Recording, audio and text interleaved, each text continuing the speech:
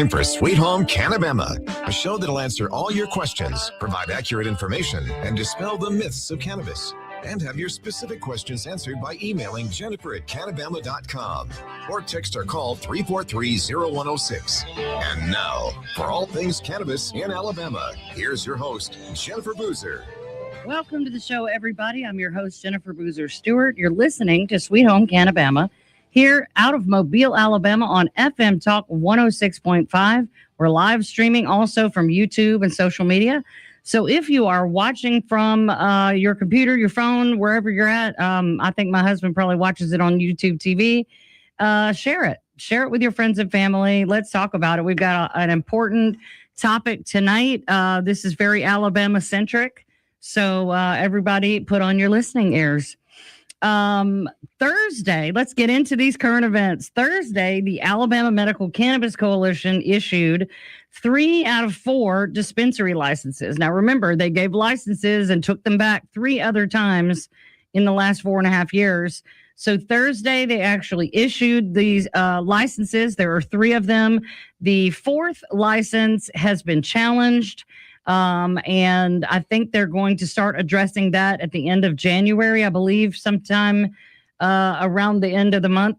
Not sure how that's going to go. But as of Thursday, we now have 3 licensed dispensary companies for the Alabama Medical Cannabis Program. And that means 9 dispensaries are on the way for the entire state. I do know that there will be at least 1 in Mobile and 1 in Daphne. So our listening area will have at least 2 dispensaries, and who knows after that. But what this does is now that these dispensary licenses have been issued, now doctors can officially apply to be certified as medical cannabis physicians in the state of Alabama program. And also, it triggers the patient registry process that will be coming up soon. I don't have any information as of this broadcast yet on how you can get a medical cannabis card or any of those questions. We know lots and lots of people have, but I would encourage you to go to the Alabama Medical Cannabis Coalition.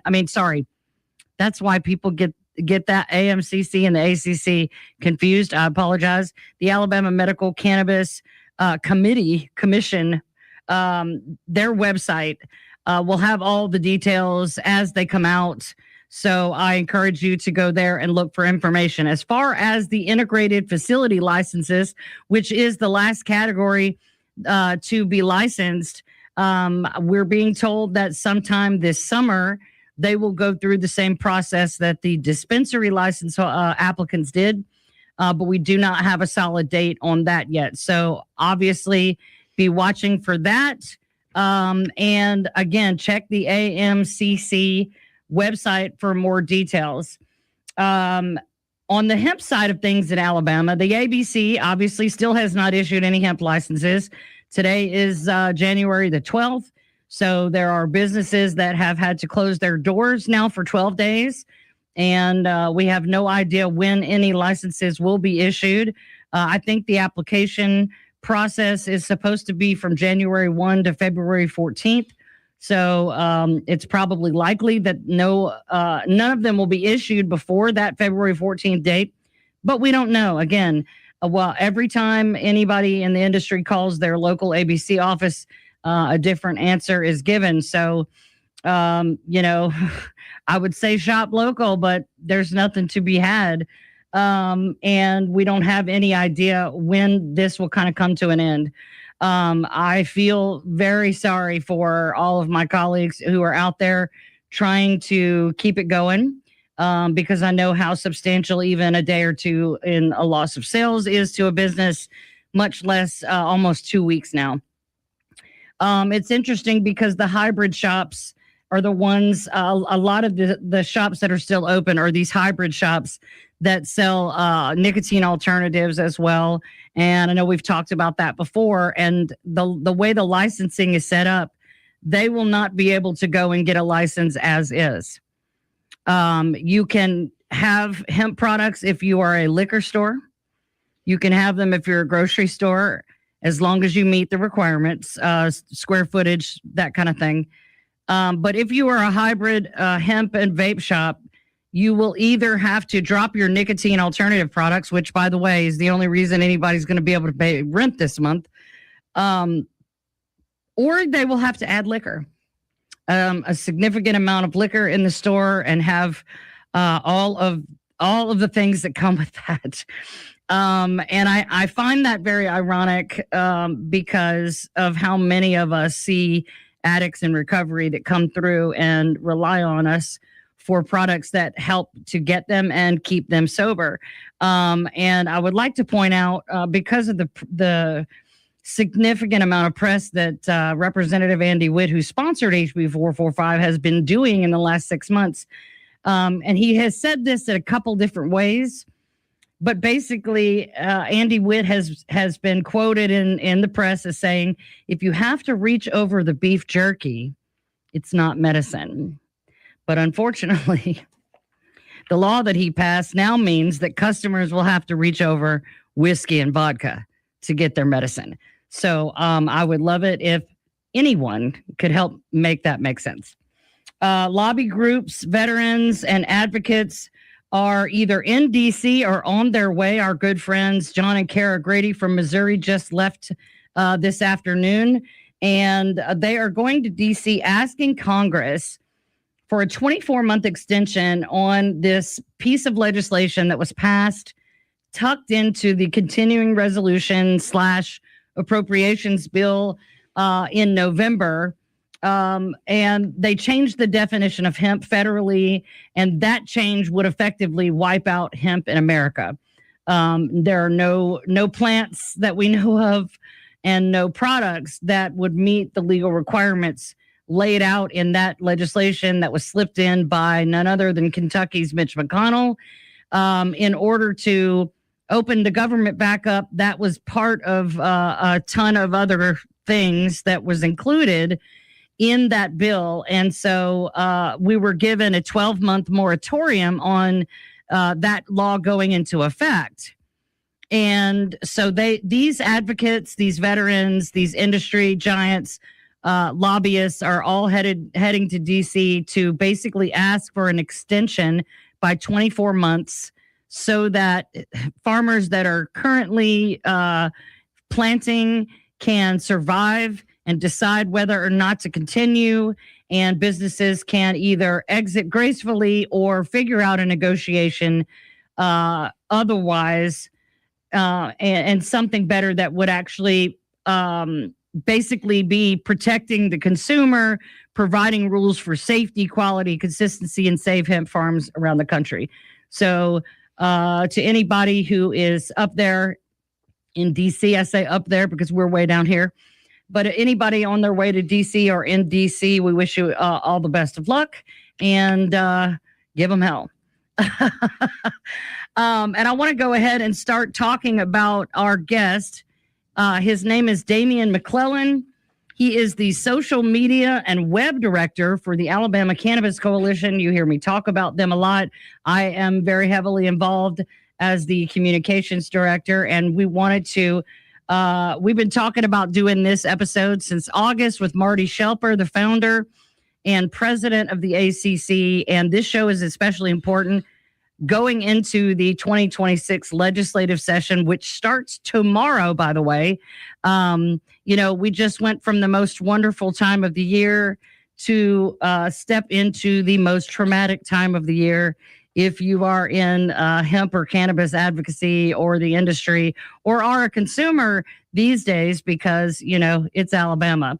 But we want to get on here and we want to tell you how you can best help us as we take on this new legislative session. We're still reeling from HB 445, and now we've got to face down things like SB 1 from April Weaver.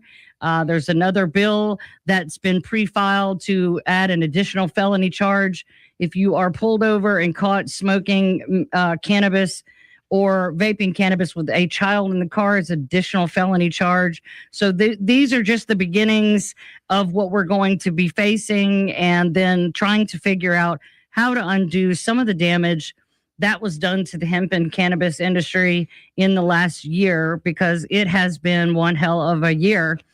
So I want to go ahead and welcome Damion to the show. Welcome, Damion. Hey.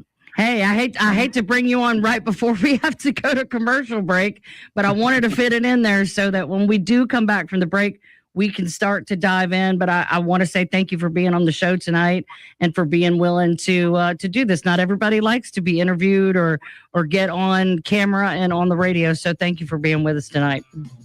When we come back from the break, we'll be with Damion McClellen from the Alabama Cannabis Coalition.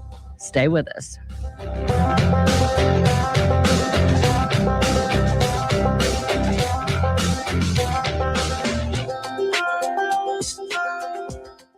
If you or someone you know is struggling with addiction, please call this toll-free number right now, 800-410-4036. That's 800-410-4036. Calling your addiction team. You're taking the first steps to recovery. Don't fight addiction alone. Their advisors are ready to take your call. Your future is still a bright place. The help you need could be one call away. 800-410-4036. That's 800-410-4036. This call is completely confidential. And if you have private insurance, there could be little to no cost to you. Even if you've already been to treatment, give us a call. There is no need to let addiction ruin your life. Take the first step now. Call your addiction team at 800-410-4036. That's 800-410-4036. Make the free call now. 800-410-4036. Your addiction team is a third-party advertiser for various treatment centers and placement networks. Individual results will vary. Visit youraddictionteam.com/terms for more information. We weren't sure adoption would happen for us, but when it did, it happened threefold. Mary and her husband first met their 3 children when they became their foster parents. Little did they know that their house would become the siblings' forever home. We had to help them adjust to the idea that they wouldn't have to leave. Children in foster care have lived and survived so much. We had to help them process their trauma. And now to hear our children say that they know they have a mother and father who take care of us, teach us, and love us means everything.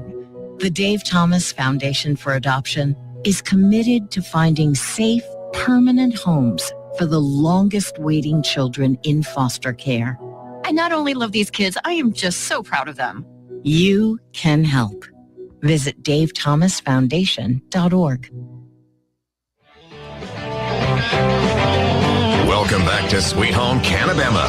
Now with all the information you want about cannabis, here's your host, Jennifer Boozer. Welcome back, everybody, to Sweet Home Cannabama. I'm your host, Jennifer Boozer Stewart.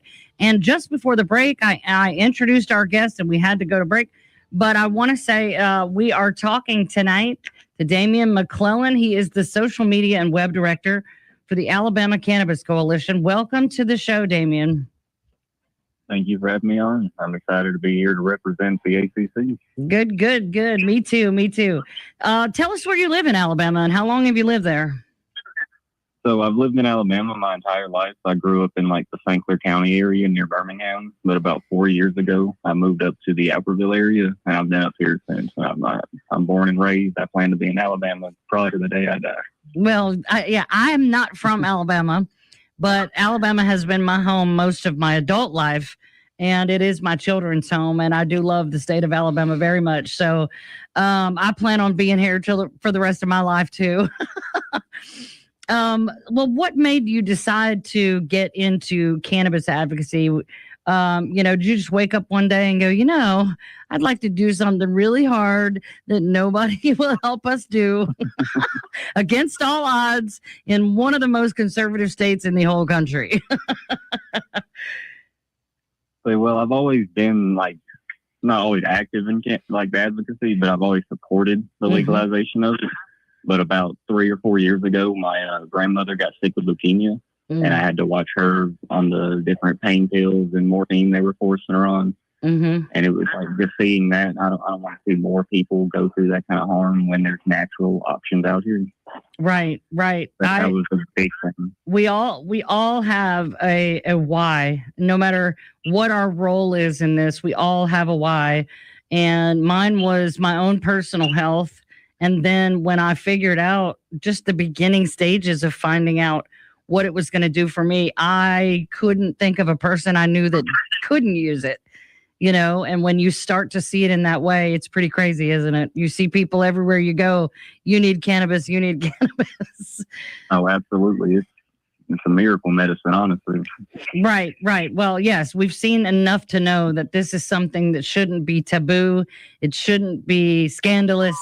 And the majority of the population shouldn't be completely unaware of all of her glory, if you will. What do you think has been the biggest challenge since you have gotten into the advocacy work and come alongside Marty in trying to make the vision come to life and inspire the people of Alabama? What do you see right now has been the biggest challenge in that? So in like my personal advocacy, the biggest challenge I had early on was getting over the fear. Just being scared to speak up and putting yourself out there like that. Yep. But before I got involved, I sat there and watched the ACC and Marty out here doing stuff, and that really what gave me a lot of the confidence to stand up and start getting active like that. Right. It is scary. I can remember those first several conversations with the people in my life, especially someone in recovery, to bring up the subject of cannabis, which most people would put in the same box as alcohol and illicit drugs and things like that. And, that is a big challenge. The fear. I mean, I guess I still experience that, when a stranger asks me, what do I do for a living? Or, it's like, well, how much time you got? How comfortable are we right now? Because you never really know how people are going to respond. Most people are totally okay with it, but every once in a while, you get somebody that is just like, get away from me, like you have the cooties or something, and it's pretty interesting. There's definitely that one in a few out there still. Yeah, right. Well, what do you see as the greatest need in cannabis advocacy in Alabama from where you sit now, having been on board with us and gotten into the nitty gritty? And I mean, you've written these eloquent posts to inspire people to get active and involved. And I appreciate your perspective so much. And I know I can speak for myself, and I'm pretty sure I can speak for Marty, that sometimes you feel like a broken record and, is this thing on? Is anybody here? Am I talking to no one? But what do you see? I mean, you're significantly younger than even me. And so you're a totally different generation. And I'm interested to know, because you would think that more people in your age group would be easy to talk to. What do you think is the greatest need we have in advocacy in Alabama? How do we talk people out of their stigma, their fear, their reefer madness mentality? So yeah, I'd say the biggest thing we need right now is just more education, allowing people to upfront see how things work and actually understand it, ending the whole stigma, people being scared to even talk about it openly because they think they're going to get in trouble for it or something. Right. And then also, I think people need to get more comfortable speaking up and get we're going to the lobby days soon. That's a good chance for people to stand up and actually share their story with the people who matter. Right. Do you think that there is I think there is, but do you think there is a disconnect between what the people of Alabama think and how they feel about cannabis and what the legislators either believe or want to believe? Oh, absolutely. I mean, you can any post about cannabis in anywhere around, you can see all the support in the comments. Many people are online very vocal about what they want, but then we have our representatives sitting here doing the exact opposite of what the people are asking for. I agree. I've seen posts that have 500 comments, and 4 of them are like, "No way, we don't want that here." And the rest of, some people even, they joke, they crack jokes, they're super sarcastic. It's like, is there really that much fear? I don't think there is. The fact that that organizations like the ACC existing for as long as it has and putting all this information out there relentlessly. You know, what we're trying to do here with Sweet Home Cannabama is getting that information out to people relentlessly. I just don't think that they have any real understanding of what actually happens on the street, in the shops, in the churches, and the communities of this state. And so many people, I hear this a lot, are like, oh, it's the Bible beaters. It ain't the Bible beaters, honey. Right? Oh, yeah. I know quite a few the Bible lovers who are all about their cannabis for sure. Well, I mean, sir, surely they've read Genesis 1:29. I mean, come on. You know, I mean, it gets to the point where it, just like everything else that's going on in the world, you look at it and go, do you want me to be that stupid, or do you really honestly think I'm that stupid? And it gets insulting after a while, I think. I agree. Yeah. The condescension, I think, you know, we know what's best for you. That's not how this works. That's not how it's supposed to work anyway, right? We're supposed to elect people that then come back to us and go, okay, gang, what do we want to do? And then they go and do it. And I'm not sure when that stopped happening, but it absolutely does not happen in this state.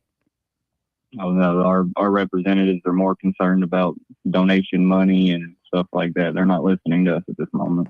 Right. So the legislative session starts tomorrow.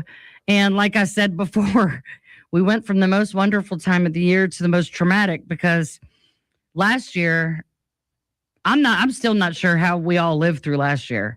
And I have been dreading tomorrow like so hard for the last 6 months, because we barely caught our breath. And then life just like totally went downhill. And now we have to go back. We have to go back to the very place that took away everything we had. We have to go back to those same people and now play nice, so they'll give us the time of day, hopefully, and continue to fight. And to me, the lines are blurred. Everything's in the air. We've got so much going on between the evolution of the enactment of HB 445 alongside federal legislation, and then coming back to the executive order, rescheduling, the Medicare situation. I mean, there's so many things that are up in the air. It's really been hard to keep up with all of the changes, much less make any sense of them. Wouldn't you agree? I mean, they've been changing it nonstop since it's come out. I mean, ABC keeps putting out new things that weren't the original stuff. Like, it almost seems like they're just trying to snuff it out. Like, well, it's right. It's like they keep kicking the can down the road a little further, and a few of us drop off, and a few more drop off, and a few more drop off. And if they just keep kicking the can long enough, no one will be left to fight. And that's the way that it feels to me, of course, because I come from within the industry as well. So, you know, I really don't know what it's going to take, but we have to keep trying. You know, I know, and I know you know, that what we do is good, and it's right. And we are ultimately, at the end of the day, we're fighting for the sick, suffering, and dying people of Alabama, and they deserve to be heard. Yes, ma'am. Okay, so. And we're going to have to go to a break for in just a second. But I want to talk about the ACC website, because you, as the web director, web designer, you know, you have done an amazing job. And it's a tool that the ACC has been really missing for a long time. And I know Marty is over the moon about how it's turned out. It's beautiful. It's easy to use. I want to encourage people to go. You can go right now, if you're watching from home, to alabamacannabiscoalition.org. Start checking that out. But there's so much there that people can use. You know, I said earlier, go to the AMCC website if you have questions about medical cannabis, but everything else, you want to talk to the ACC. When we come back from the break, more with Damion. Stay with us.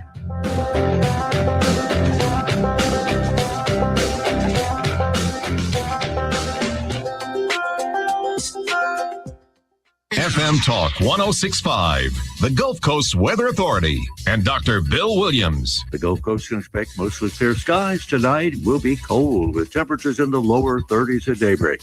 For Tuesday, mostly sunny with highs around 60. And the outlook for Wednesday, a slight chance of a morning shower with high temperatures in the lower 60s. This is meteorologist Dr. Bill Williams for FM Talk 1065. FM Talk 1065, the Gulf Coast Weather Authority. I'm Roseanne Haven from WKRG News 5. A barge carrying crushed cars has been burning all day in the middle of Mobile River. Black smoke could be seen for miles north of the Africatown Bridge. Mobile firefighters say it could take days for the fire to burn out. The smell of burnt rubber has been overbearing for folks downtown. Big changes on the way to a busy road in Mobile. City leaders say crews will start working to improve Dolphin Street from the Spring Hill Golf Course entrance to Sage Avenue. You can expect new coordinated traffic signals, changes to the medians, new curbs, and resurfacing. Officials say this will help reduce congestion and make it easier to get to Spring Hill Medical Center. We understand the road will not be closed during the project. I'm Roseanne Haven from WKRG News 5. Local coverage you can count on. A dog? I'm not. I was born for a purpose, to bring you hope, to guide you out of darkness, to stand by you as you rediscover life. When past battles cloud your mind, I push them away. You tell me I'm your hero, just as you are mine. You hold me when you're afraid, whisper that I saved you. With me by your side, no challenge is too great, no night too dark. I'm your guide, your companion, your friend, your light. A dog? I'm not. With me, you see the world again. Discover hope at Dogs Inc. Visit us at dogsinc.org to learn more. Welcome back to Sweet Home Cannabama. Now with all the information you want about cannabis, here's your host, Jennifer Boozer. Welcome back to Sweet Home Cannabama, everybody. I'm your host, Jennifer Boozer Stewart, and we are live right now. We are live streaming. We are live on the radio, and we are talking with Damion McClellen of the Alabama Cannabis Coalition. Damion, let's get into this website. Now, say I am a citizen, and I want to know how to contact my representative. Maybe I don't even know who my elected officials are. What can we find on the ACC website to help with that? So the biggest and most important tab with that would be our, we have a voter resources section directly on our menu on the website, which has things like our legislation watch where we're keeping track of things like SB1 and these other bills around hemp and cannabis. We have all of our endorsements down there. We have links to jump you to the House and state members with all their contacts. We also have the Legiscan on there where you can actually directly track the things more in detail. And make public comment if you have the Legiscan. That is the actual language of the bill, and on the state website. And there's usually a place for public comment. Correct? Yes, ma'am. And so if I don't know who my elected officials are, can I look those up by my district or by my town? Is there a way for me to figure out who my elected officials are? So we have a couple things that can help with that, like our we have a voter's guide, which will tell you everyone who's in office, plus what areas they represent. It'll also tell you how to contact them, and then it also gives them like graded letters on how anti-prohibition or prohibition they are. Right. Yeah, that was something that I thought was really helpful because, you know, most of the candidates, in my experience, aren't going to talk about their stance publicly, at least not in elections in the past, unless they were directly involved with the hemp or cannabis legislation. You don't really hear from these candidates or elected officials what they actually personally feel, how they would vote, that kind of thing. So having that as a resource is really important. And I believe, so if I look up my senator and my House rep, it will tell me whether or not whether they are pro cannabis and hemp or whether they are a prohibitionist, correct? It would show you on a scale from like A to F how pro cannabis or anti cannabis they are, and then it'll also tell you if they've gained a ACC endorsement or not. Right, and that's another thing, because maybe they voted no on HB 445, but they won't publicly say whether they're pro cannabis or not.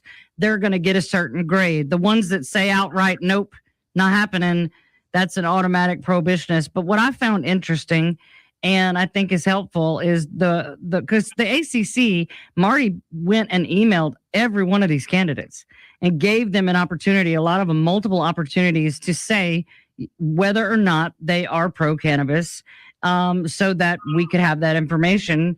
And a lot of them will ignore. They just won't answer. And so what do we do when they don't answer? Yeah, sometimes they won't answer at all. They won't want to be public with us about their opinions. So in that case, we'll go through the internet and scrape out different interviews they've done in the past or any past time that they've been public about it, and we'll put together our best estimate on where they're at on that scale. Right. And on their voting record, really, I mean, because you could say one thing, but when they go to vote for these bills for or against them, that's when the rubber meets the road with these candidates, because, again, they could say whatever they want to appease whatever group it is they're speaking to. But until they get up there and cast their vote, we don't really have any idea who's going to put their money where their mouth is. Absolutely. Yeah. The action's definitely more important than just saying something. Right. And so then, of course, you mentioned the endorsements of the candidates that have been asked and answered, yes, I'm pro cannabis and hemp, and I would appreciate an endorsement. The Alabama Cannabis Coalition has published those as well on the website. We've interviewed many of them on the show all throughout the summer. We had pro hemp and cannabis candidates, and we'll continue to do that through the midterms and even through the elections in November.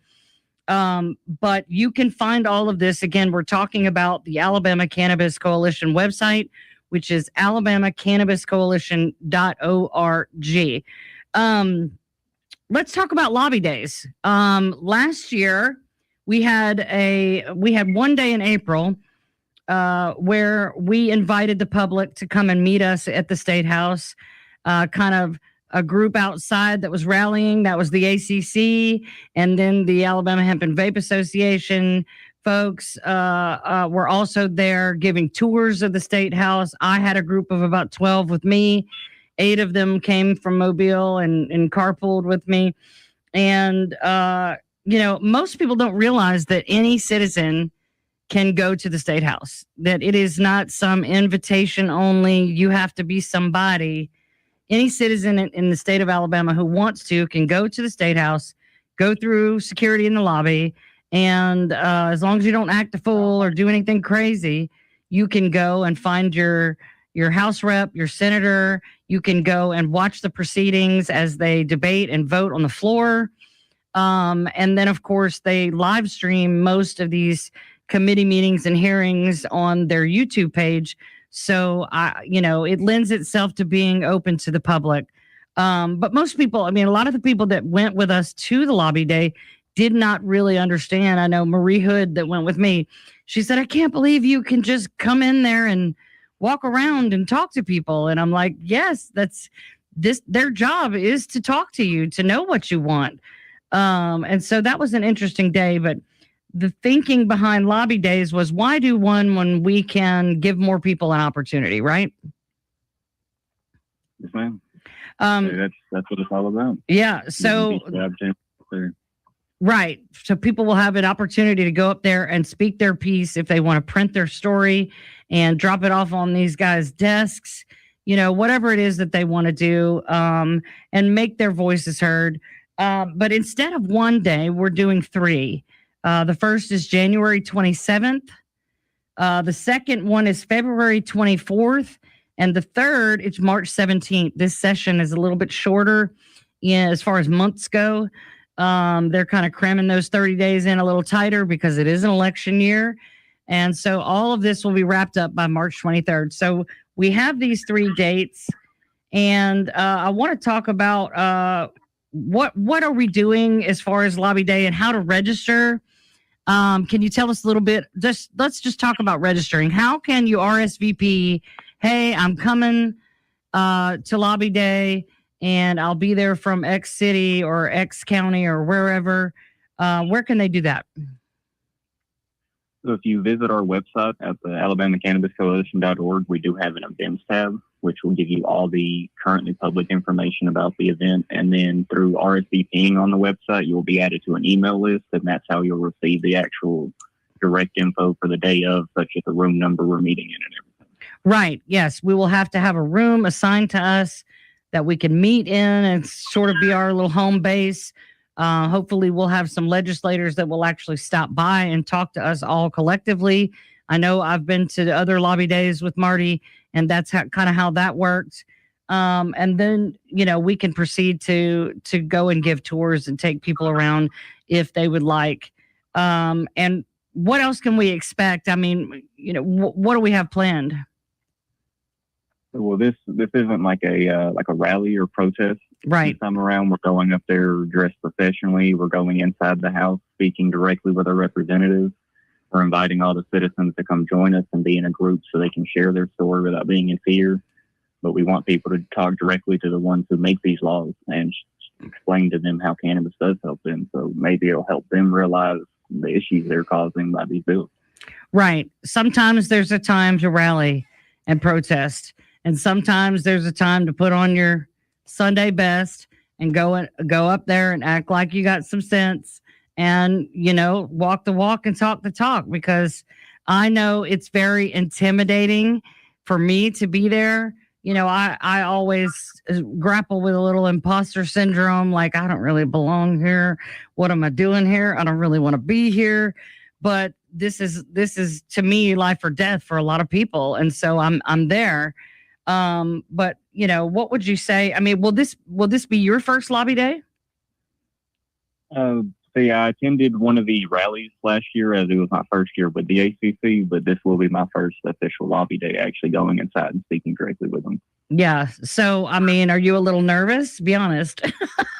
A little bit. It's hard not to be a little bit nervous with it, but it's like you said, it's an important thing to fight for, and I think it's worth putting the anxiety behind and just going through with it. Right. Well, again, those days are January 27th, February 24th, and March 17th. You can RSVP and register on the Alabama Cannabis Coalition.org. And what about rides? I mean, what about people who want to go? Last year I had a carpool with 8 people, and we all piled in 2 vehicles and went down there together. And is there a carpool option for the ACC members who are having to drive to Montgomery from elsewhere, who may or may not be able to drive or have a vehicle? Yes, absolutely. We have an ACC Lobby Day carpool group on Facebook, and when joining there, you're able to post your location where you're at and request rides, or you can go in and post the empty seats you have for your ride. But we do have the Facebook group to allow people to group for carpools like that. Okay, yes. And I mean, if you can find a buddy or somebody that that's a great option, but not everybody has that option. And I happen to know that everybody I've ever met with, ridden with, had ride with me, show up to an event like this. We're all there because we care, A, about having freedom with the plant, but B, we care about our neighbors, our community, our families, our friends. People that we know need access to this plant and need it now, need it yesterday. So, it's interesting to me, the camaraderie. Wouldn't you agree? The camaraderie that can be found between, I mean, look at you hanging out with a bunch of old ladies on the ACC. Oh yeah. The fight can definitely bring people together. Yeah. I mean, all walks of life. You're talking about, people from every demographic, every socioeconomic group, every part of the state, poor people, wealthy people, educated people, sick people, healthy people. Everybody who has been affected or has someone that they love has been affected by sickness or disorders or disease that they couldn't battle without the help of cannabis, or they want to be able to have that as an option. So many people, the ones that are, and some days it does seem like the whole world's against us. I don't believe that that's true, because I talk to too many individual people. But I think a lot of times when we start to get that opposition at the State House, it feels like the whole world is against you. But again, people should have the option, whether or not they are planning on using cannabis themselves. You never know what life is going to hand you. When we come back from the break, Alabama Cannabis Coalition's Damion McClellen. We'll be right back.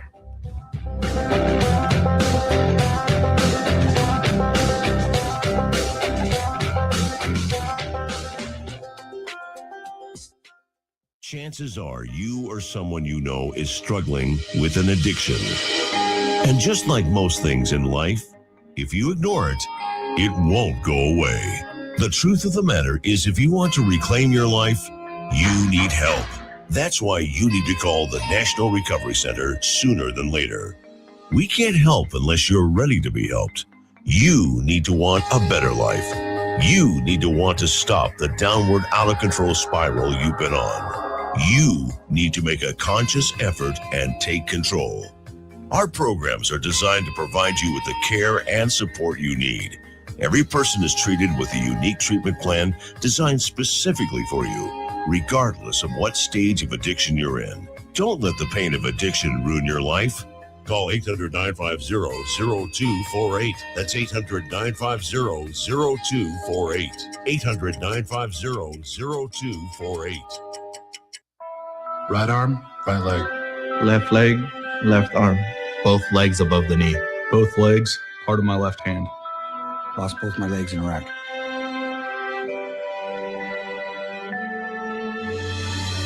These 9/11 veterans are just a few of the heroes we serve at Homes for Our Troops. For nearly 2,000 severely injured veterans, everyday life has become filled with barriers. So we build specially adapted homes with features like wheelchair access, roll-in showers, and pull-down cabinets that allow them to function independently and focus on their recovery and family. This life-changing gift of freedom is provided mortgage-free to these veterans, thanks to our donors and supporters. But we need you to join us too in completing this important mission. Please visit hfotusa.org and help build homes and rebuild lives. Welcome back to Sweet Home Cannabama. Now, with all the information you want about cannabis, here's your host, Jennifer Boozer. Welcome back, everybody. I'm Jennifer Boozer Stewart, your host. We're talking with Damion McClellen of the Alabama Cannabis Coalition. He is the social media and web design director. Damion, let's talk a little bit more about the session coming up. We've got two bills that we know of that are pre-filed that are relevant to the ACC. One of them is SB 1, sponsored by Senator April Weaver. She is a Republican. And this is the exact same bill that she filed last session when we were being carpet bombed. And it basically says that it bans any form of consumable THC from hemp and puts CBD and CBG into pharmacies only. So that would be CBD isolate, I assume, maybe broad spectrum, but no trace of THC whatsoever. So no full spectrum products at all. And again, only to be sold in pharmacies. That bill did not even go to committee last year. What are your thoughts? I mean, given that we are in the deep middle of trying to comply with HB 445 and trying to apply for licenses, do you think that SB 1 will get any real traction after all that? I don't think it's really going to go anywhere. Like, I hope it doesn't, at least. I mean, if they are able to pass that, that would just be a final blow to this industry. I believe it would be the final, let the pharmacy take it and kill us all off. They're not going to care. Right. Well, and it wouldn't make it pharmaceutical. It would just limit who can actually get a license to sell it. And I don't believe that pharmacies really want to deal with CBD and CBG. I mean, you can already buy CBD and CBG, terrible brands, weak products, stuff I would never put on my shelves. You can find those in CVS and Walgreens and Target, whatever. But anything serious, and again, making it CBD and CBG only means the effectiveness of those I mean, come on. There's, CBD by itself and CBG by itself, amazing things. But really, really, really, the value lies in the entourage effect when you get all the chemical constituents of the plant. And this would not allow for that. There would be no such thing as full spectrum in the state of Alabama ever again. And I believe that is the first tragedy. Yeah, it would first off severely limit the effectiveness, like you said. The multiple studies on cannabis already have shown that the real medical benefits overall come from full spectrum THC and CBD, CBG. They all need to work together, right, to create the truth that you're looking for. Right, that's exactly right. I think you're right. I don't think that this will get much attention because they already got what they said they wanted, and they just about killed us all to get it. And it's been in play for over 6 months now, and they have literally turned the industry in Alabama upside down. They have thrown the ABC board for a loop for sure. And I'm betting if you got the ABC board to the side and some truth serum involved, they would tell you they don't want to deal with this either. But you're right. I don't think SB1 will have much traction. There is a House Bill 72. It is being sponsored by Representative Patrick Sellers, who's a Democrat. And this would be an additional felony charge for if you get pulled over and you're caught smoking a cannabis product, you're going to get arrested. That's its own charge. And now if it's a hemp product, you're going to go to prison for 10 years. But if it's a illegal cannabis, it's a misdemeanor. But if you are actively smoking or vaping it in your vehicle with a child present, that is on its own an additional charge, correct? Yes, ma'am. Yeah. So and I don't know anything about Patrick Sellers, what his motivation is. I'm actually surprised to see anything at all negative toward the plant coming from a Democrat. Yeah, that is surprising. You don't usually see them go to after like that. No, and especially after last year, I tell people all the time, yes, we live in a Republican supermajority, and unfortunately for the hemp industry, the only elected officials who would go to bat for us were Democrats. But they just don't have the votes when it comes down to it at the end of the day to stop it from happening. If that Republican supermajority wants it to happen, it's all uphill. And I think that is one of the reasons why the ACC's work and the public outcry that comes with it is such an important part of all of this as far as advocating for the people of Alabama. So back to the website, and let's talk elections. Because in all of this craziness, during and after the legislative session, we have midterm elections in May, and everybody is up for re-election. From the governor down, all of the sitting legislators are up for election. And I think that it's going to be interesting to see how this plays out. They must know, they obviously know, that when they are voting on bills and trying to pass certain bills in the session, they know that 2 months later, they will be up for election. And how do you anticipate that playing out? I think they upset a lot of people this last year. They received thousands of emails and calls during all this that were just blatantly ignored. Mm-hmm. So I think there's a good chance maybe people are upset enough that maybe their jobs are at risk. Right. Like on the HCC website, at the bottom of that voter guide, we do have a pretty long list of people who are running against the ones currently in office who are all endorsed and are pretty cannabis friendly.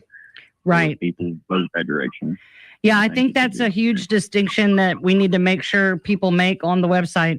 There is a list of people who are currently in office and they have a grade, but there are also a whole list of candidates for various seats in various offices who have come out as pro-cannabis and hemp rather than let themselves be considered prohibitionists. And I think that is going to be one of the most useful tools on the website when it comes to voting. Can you find out how to register to vote? We have dismal voter turnout in Alabama. So if you're not registered, is there a way to find the link to register to vote on the website, or is that a separate thing?